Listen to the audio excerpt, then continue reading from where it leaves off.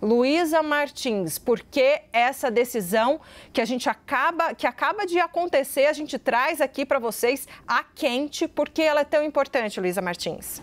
Boa tarde. Vamos lá, Débora, boa tarde para você e todos que estão conosco nesta sexta-feira. E quem assistiu o 360 na segunda já sabia que isso ia acontecer, porque a gente trouxe aqui que a tendência realmente era o Supremo manter Alexandre de Moraes na relatoria dos inquéritos que envolvem aí esses casos, né, de atos antidemocráticos, de planejamento de golpe de Estado, todos esses que Moraes vem relatando desde 2019, quando foi aberto o inquérito das fake news.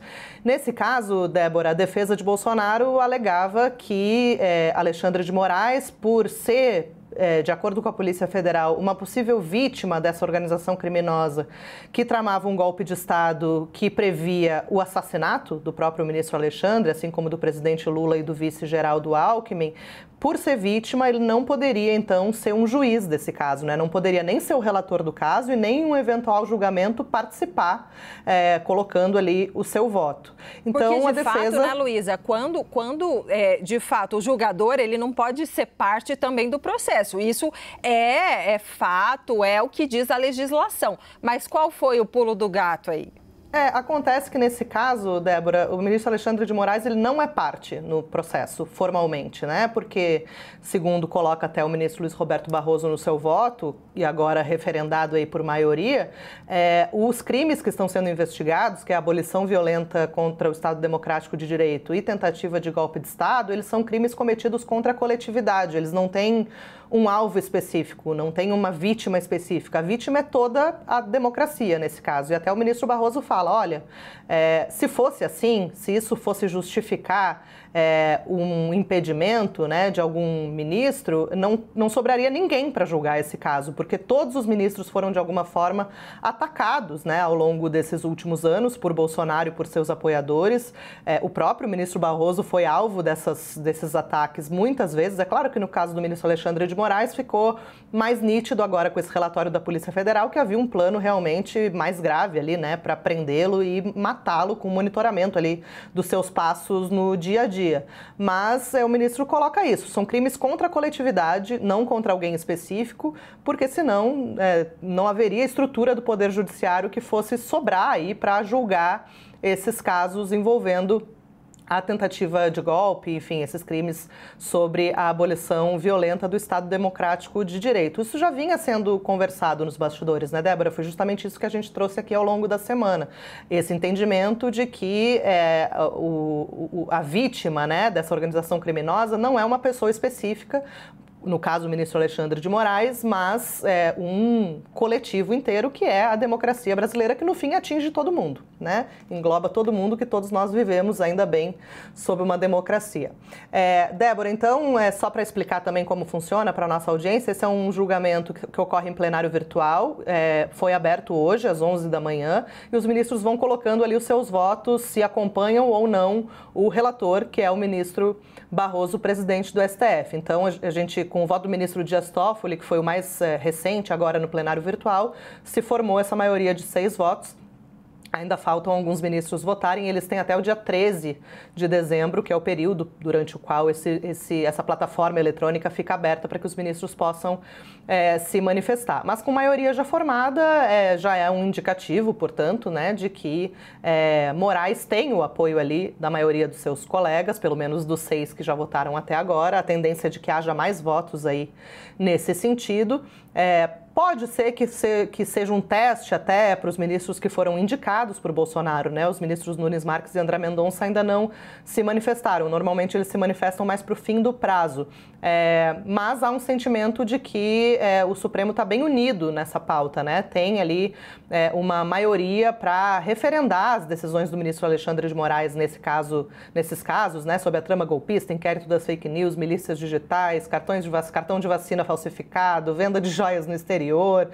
Tem muitos casos, a BIM paralela, muitos casos que estão aí sob a alçada do ministro Alexandre de Moraes por terem uma conexão com essa organização que atuava desde o início do governo Bolsonaro para produzir notícias falsas, incentivar discursos de ódio, incentivar atos antidemocráticos e, com isso, em última análise, segundo os investigadores, acabar fragilizando, né, o ambiente democrático. Então, esse julgamento reflete aí que Moraes, de fato, tem o apoio, né, da maioria dos seus colegas nesses casos todos que eu citei.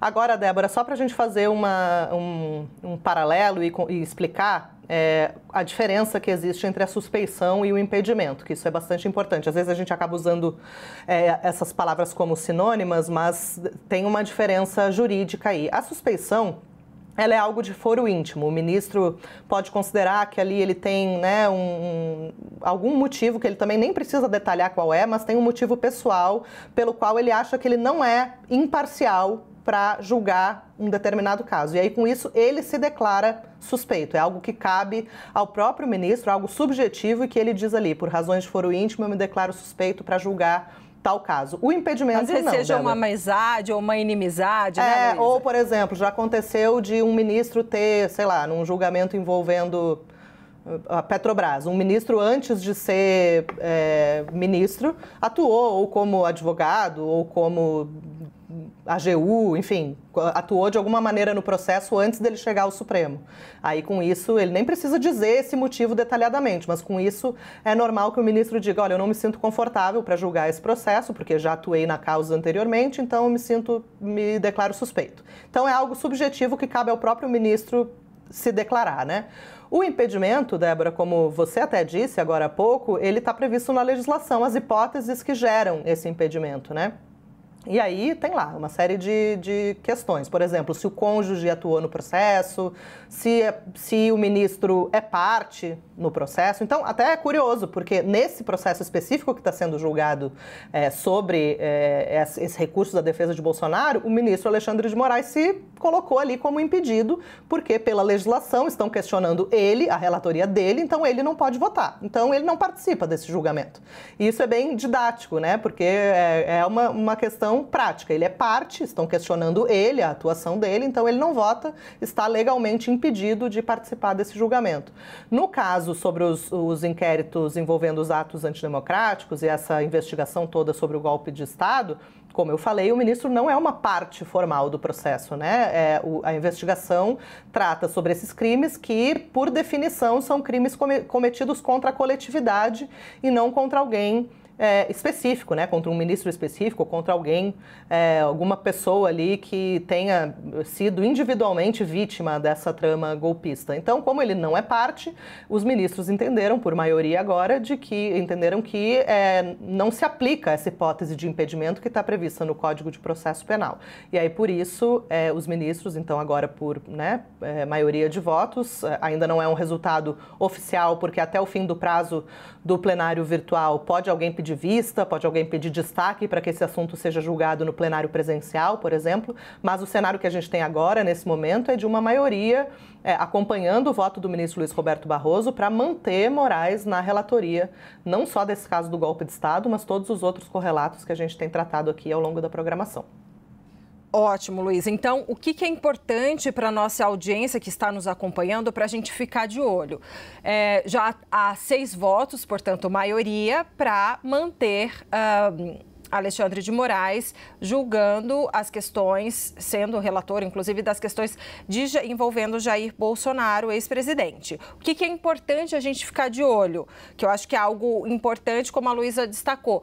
Como vão votar, ainda não votaram. Como vão votar os 2 ministros do Supremo Tribunal Federal indicados por Jair Bolsonaro, Nunes Marques e André Mendonça.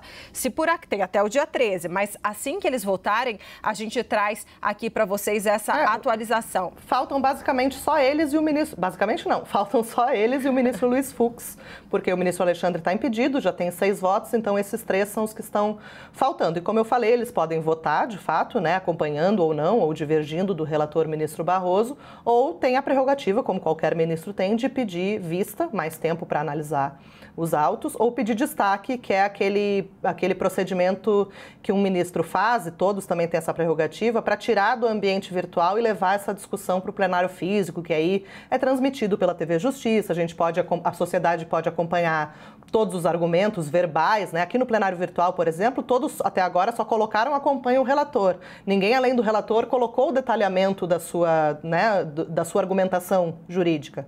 Então não tem voto ali por escrito, né? Não tem uma argumentação sólida ali, eles só colocam acompanha o relator.